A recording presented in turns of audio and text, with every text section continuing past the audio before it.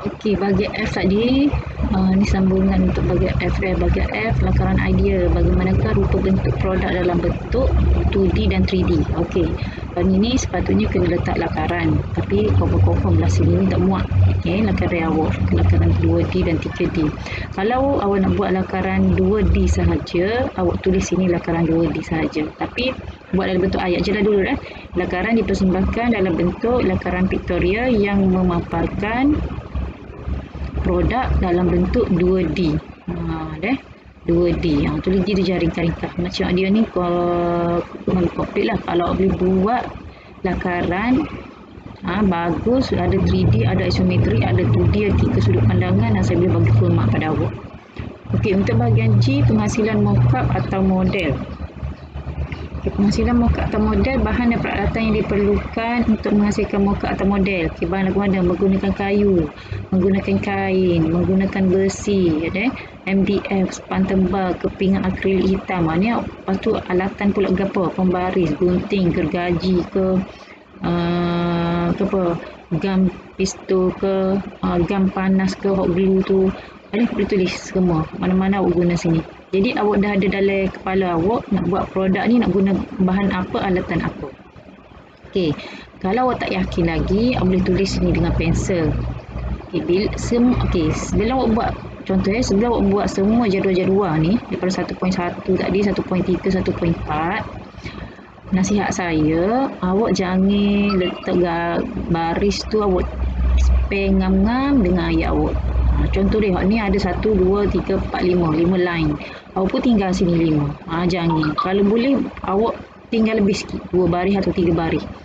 Senang, maknanya bila saya suruh buat pembetulan, kalau tak muat, awak ada lagi ruang. Contoh ni, kalau awak tak pasti awak guna bahan dan peralatan ke apa, awak tulis je dulu dengan pensel. Lepas tu tinggallah sikit, 1-2 baris. Spare kalau ada lagi tambahan alat ataupun bahan awak guna, awak boleh tambah bila-bila masa. Okey, untuk bahagian ni bahagian C, elemen dan prinsip. Ada dalam buku teks awak. Buku teks awak muka surat 53. Kita tengok muka surat 53.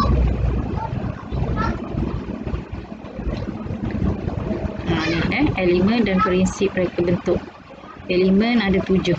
8. Warna, bentuk, rupa, nilai, ruang, tekstur, saiz dan garisan. Ni cikgu malah terus sosok sebab ni awak dah belajar masa tingkatan 1. Okey, penerangan dia ada dalam buku teks awak. Awak pergi je next page dia, garisan, apa maksud garisan, apa maksud bentuk, rupa, tekstur, warna. Okey, dalam ni semua dia dah terangkan sikit-sikit. Jadi mana ada kaitan dengan awak punya lakaran, awak tulis balik dalam borang aplikasi projek brief. Tulis tajuk dia je, saiz, nilai, ruang. Okey, untuk bahagian prinsip pun sama. Okey, dia dah terangkan prinsip keseimbangan ni ke apa, pergerakan ke apa, kontras ni ke apa, pengulangan, penekanan, peringkasan dan kesatuan. Awak baca dan pilih. Kalau sebersesuaian, awak boleh letak awak punya prinsip dan elemen dalam jadual tu. Okey, tulis sahaja. Okey, bahagian F tadi, ni sambungan untuk bahagian F. Bahagian F, lakaran idea. Bagaimanakah rupa bentuk produk dalam bentuk 2D dan 3D. Okey, pada ini sepatutnya kena letak lakaran. Tapi confirm lah sini ni tak muat. Lakaran awak, lakaran 2D dan 3D. Kalau awak nak buat lakaran 2D sahaja, awak tulis sini lakaran 2D sahaja. Tapi buat dalam bentuk ayat je lah dulu. Lakaran dipersembahkan dalam bentuk lakaran pictorial yang memaparkan produk dalam bentuk 2D. 2D. Tulis dia jaring ringkas. Macam dia ni komplit lah. Kalau boleh buat lakaran bagus, ada 3D, ada isometri, ada 2D, ada 3 sudut pandangan dan saya boleh bagi full mark pada awak. Okey, untuk bahagian G, penghasilan mockup atau model. Penghasilan mockup atau model, bahan dan peralatan yang diperlukan untuk menghasilkan mockup atau model. Bahan lagu-lagu menggunakan kayu, menggunakan kain, menggunakan besi, MDF, span tebal, kepingan akrilik hitam. Lepas tu alatan pula apa? Pembaris, gunting, gergaji ke, gam pistol ke, gam panas ke, hot glue tu. boleh tulis semua mana-mana awak guna sini. Jadi awak dah ada dalam kepala awak nak buat produk ni nak guna bahan apa, alatan apa. Okey, kalau awak tak yakin lagi, awak boleh tulis sini dengan pensel. Okey, sebelum awak buat contoh sebelum awak buat semua jadual-jadual ni daripada 1.1 tadi, 1.3, 1.4, nasihat saya, awak jangan letak baris tu awak spare ngam-ngam dengan ayat awak. Contoh dia, ni ada 1, 2, 3, 4, 5 line. Awak pun tinggal sini 5. Jangan. Kalau boleh, awak tinggal lebih sikit, 2 baris atau 3 baris. Senang, maknanya bila saya suruh buat pembetulan, kalau tak muat, awak ada lagi ruang. Contoh ni, kalau awak pasti awak guna bahan dan peralatan ke apa, awak tulis je dulu dengan pensel. Lepas tu tinggallah sikit 1-2 baris. Spare kalau ada lagi tambahan alat ataupun bahan awak guna, awak boleh tambah bila-bila masa. Okey, untuk bahagian ni bahagian C, elemen dan prinsip. Ada dalam buku teks awak. Buku teks awak muka surat 53. Kita tengok muka surat 53.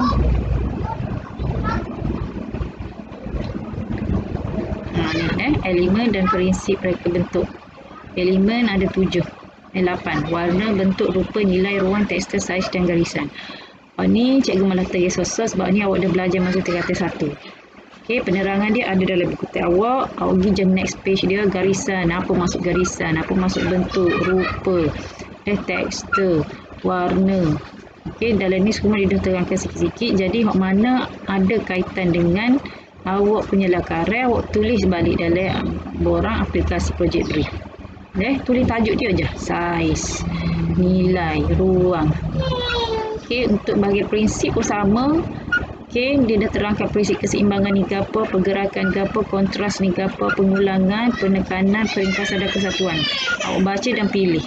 Kalau sebersesuaian, awak boleh letak awak punya prinsip dan elemen dalam jadual tu. Okey, tulis sahaja.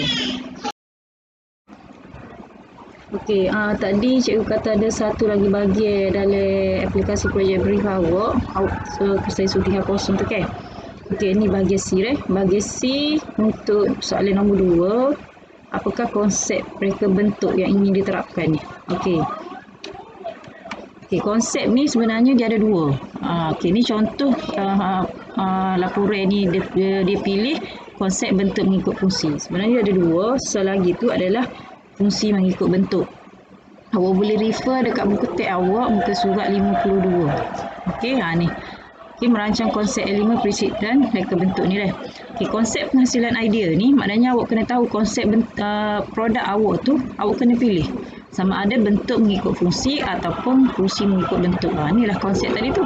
Dia ada 2 ni je. Jadi hak mana ni produk awak ni? Produk awak ni tergolong dalam hak mana? Dalam hak ni ke ataupun dalam hak ni? Okey, awak ingat gini ada.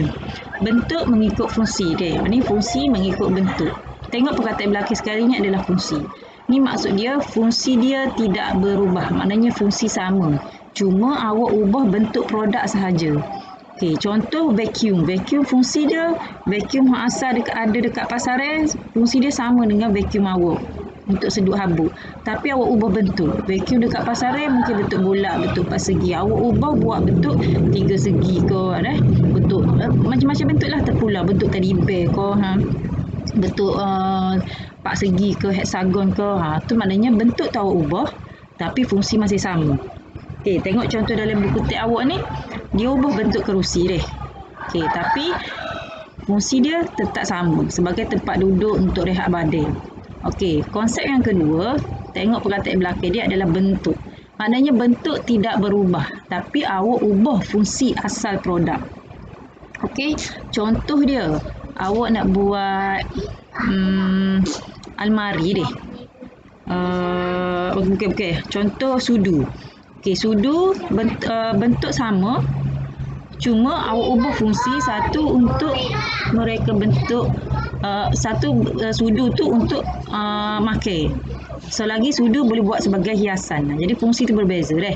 Contoh dalam buku ni, ni satu dia buat tempat makanan, tempat letak makanan, satu lagi sebagai senduk. Jadi fungsi dia dah berubah tapi bentuk dia tetap lagi sama. Jadi produk awak ni, awak fikir baliklah produk awak sama ada konsep yang mana satu. Kalau bentuk tak berubah, maknanya bentuk sama dengan bentuk asal produk awak, maknanya awak tu fungsi mengikut bentuk. Okey, kalau fungsi yang berubah, kalau fungsi yang tak berubah, bentuk yang berubah, maknanya bentuk mengikut fungsi. Okey, jadi semua bahagian dalam aplikasi projek brief ni cikgu dah terang, maknanya awak boleh buat lah. Mana dah? Cuti sekolah ni tolong siapkan. Nanti dari masa ke semasa cikgu akan terangkan lagi bahagian-bahagian lain yang perlu awak buat pada laporan awak. Okey.